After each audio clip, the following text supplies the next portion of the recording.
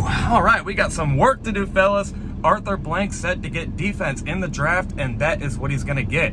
So the Falcons' 8th overall pick is going to be a tight end. No, wait, I'm sorry, I said a tight end. A wide receiver, right? No, that's not defense. Hold on, I'm tripping. Oh, an offensive lineman. And then to make things even better, we're going to trade up to get another offensive lineman in the first round that we probably don't need, right? No, that's not defense. What is defense? Hold on, I'm really tripping. What is defense? A defensive lineman? No, it's not defensive lineman. It's an undersized defensive lineman. Okay, so we're gonna get an undersized defensive lineman. What's going on, Falcons fans? Logan here. Welcome back to Rise Up Rundown. And if you're new here, welcome. Now, I do need to be a little quieter in this video because we have company over. But anyway, in this video, we're going to go over a topic that just always ages well for this team, year in and year out, and that is the Falcons having a top 10 defense. They always have a top 10 defense, but it's always fun to go over why they can have it again, right? No, they never have a top 10 defense, but in this video, it's going to work just like last year's video where basically I said, I don't actually think and predict that they will have a top 10 defense, but I'm just going over the reasons why they could. And again, it kind of applies to this video here. I'm not saying they will. I'm not predicting they will have a top 10 defense, but I'm just saying that if they do get a top 10 defense, I think these will be the reasons why. So this is a could be video for the Falcons defense. Let me make that clear. It's not a prediction video that they will have a top 10 defense. It's just they could have a top 10 defense, if that makes sense. Now, when I was thinking of the reasons on why they could have a top 10 defense, I don't want to say that it all of a sudden made our chances of being top 10 like skyrocket, but it kind of made me like raise my hopes up a little bit because I'm like, okay, like obviously it's still sort of a long shot to have a top 10 defense, but it doesn't sound as bad as you might think, or at least, you know, in my opinion, but I want to hear your guys' thoughts in the comments below. But with all that being said, we're going to go over the first reason, and that is Dean Pease and company is going to be returning, and hopefully they will bring in some more of a game plan is what I'm saying. I think all these younger defensive players that we had last year, like Michael Walker, he showed potential, but he still does have a lot to prove, but he might come in with more experience and more of a game plan. And then we also have Marlon Davidson, again, young player. He might have something to prove in 2022, so maybe he'll have a little bit more experience and more of a game plan.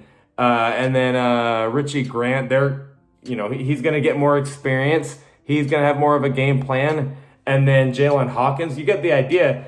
Last year, there was just too many young guys. It almost felt impossible that there was no way we were going to have a top 10 defense. But this year, they're going to have a little bit more experience than they did last year and hopefully more of a game plan. And with Dean Pease, I think he did need to, shake off that retirement rust or whatever, metaphorically, on his shoulders. Because he's been there, done that in the NFL. He's worked with Bill Belichick and the 2012 Baltimore Ravens and a good Tennessee Titans defense when he was there.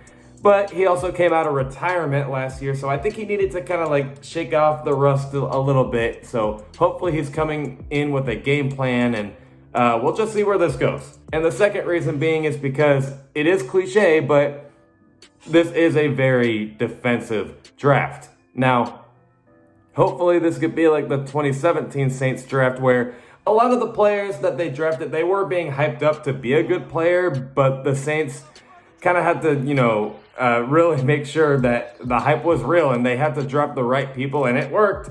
The 2017 draft class was hyped up and they made it live up to the hype. And hopefully this defensive draft coming up lives up to the hype. And with all that desperate need we need on the Falcons defense, hopefully we could just bring in all the hype from this draft and it could maybe apply to the 2022 NFL season for the Falcons.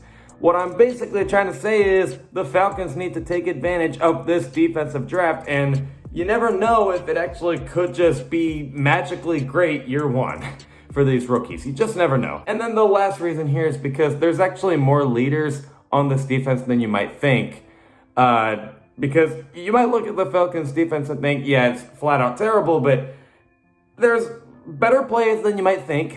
Like AJ Terrell, of course, we all know how good he is. And obviously I expect him to be a lot better in year 3. Grady Jarrett has obviously been here for a long time. And I think he had a bit of a down year last year, but it still wasn't bad. So he's going to be coming in to be a leader for this defense once again. Deion Jones, definitely a bit of a down year last year. And I don't know if he'll be the old Deion Jones again, but it is still nice to have a veteran presence with us.